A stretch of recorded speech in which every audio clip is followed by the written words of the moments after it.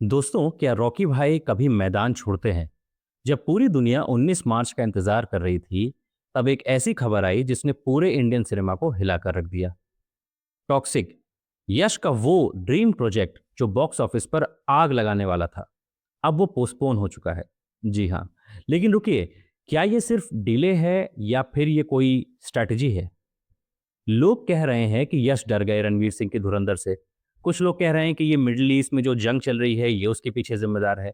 लेकिन सच्चाई मेरे हिसाब से इन दोनों के कहीं बीच में है और कहीं ज्यादा टॉक्सिक है। आज की वीडियो में हम बात करेंगे कि ये पोस्टपोन होने का असली रीजन क्या है। सबसे पहले बात करते हैं उस बहाने की, सॉरी, वजह की, जो हमें बताई गई। यश ने खुद अनाउंस किया कि मिडिल ईस्ट कॉन्फ्लिक्ट्स और गल्फ मार्केट्स की इंस्टेबिलिटी की वजह से फिल्म को आगे बढ़ाया गया है। लेकिन क्या हमने पिछली बार नहीं देखा था?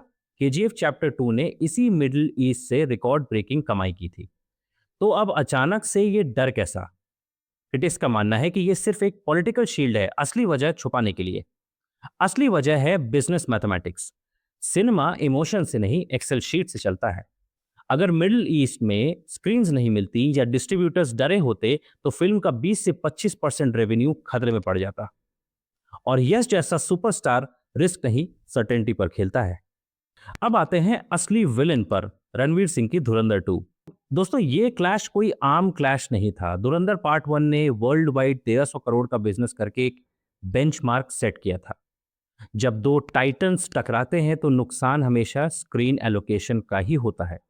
नॉर्थ इंडिया और नेपाल के एग्जिबिटर्स ने साफ सिग्नल दे दिया है कि अगर क्लैश हुआ तो टॉक्सिक को मुश्किल से 20% स्क्रीन ही मिलेंगी। सोचिए, एक पैन इंडिया स्टार के लिए यह इंसल्ट से कम नहीं होगा। साउथ में भी रास्ता आसान नहीं था।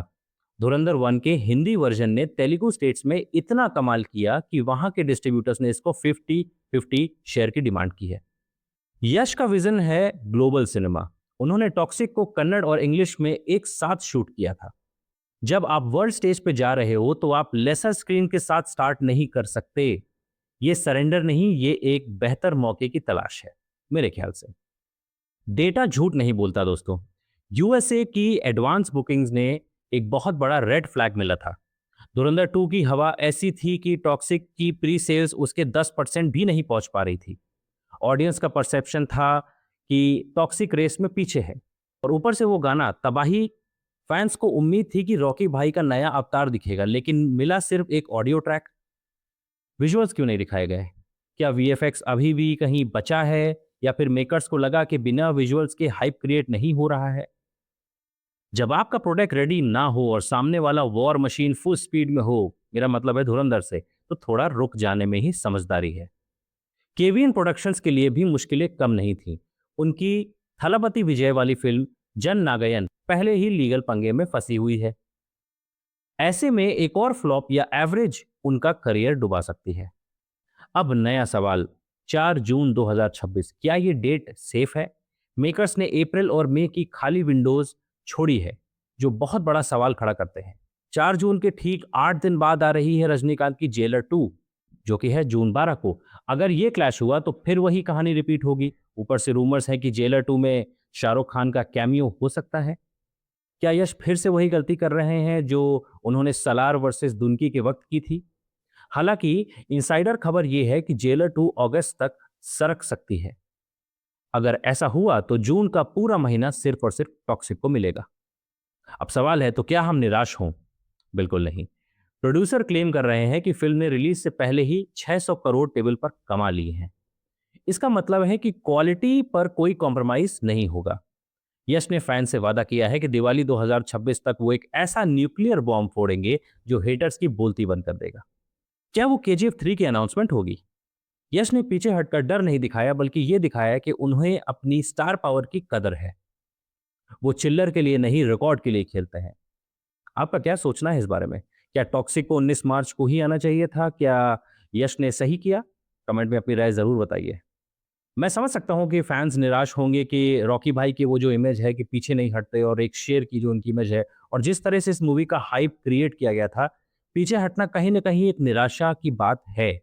पर आप इसको अगर स्ट्रेटेजिकली देखें, देखिए टॉक्सिक को डिले किया है, उसकी हाइप कम हुई नहीं है। धुरंधर 2 से पंगा लेना मेरे ख्याल से टॉक्सिक के लिए ठीक नहीं था। धुरंधर 1 ने ऑलरेडी इतना बड़ा रिकॉर्ड ब्रेकिंग, और अभी आप जो मैंने बात की यूएस में स्क्रीन्स के बारे में बात करें और एडवांस बुकिंग्स के बारे में बात करें, तो टॉक्सिक को शायद कहीं न कहीं समझ आ गया था कि यार ये ठीक नहीं होगा हमारे बिज़नेस के लिए। मेरे हिसाब से ऐसा मैं सोच रहा हूँ। बाकी आप बताइए, क्योंकि टॉक्सिक की इतनी जो टॉक्सिक फैन्स हैं, टॉक्सिक के इतना जो कमेंट्स में और हर जगह इंटरनेट पे हम देख रहे हैं इतना ज़्यादा जो टॉक्सिसिटी वो फैला रहे हैं, क्या उनको इस चीज़ से थोड़ा हम्बलनेस मिलेगी? अब उनको वो ह हम्बल हो जाएँगे, थोड़ा चुप हो जाएँगे? मेरे हिसाब से टॉक्सिक ने जो भी किया वो ठीक किया। आपकी क्या राय है कमेंट्स में ज़रूर बताएँ, और अगर हमारा वीडियो अच्छा लगे हो, तो उसको लाइक, शेयर और सब्सक्राइब और सपोर्ट ज़रूर करें।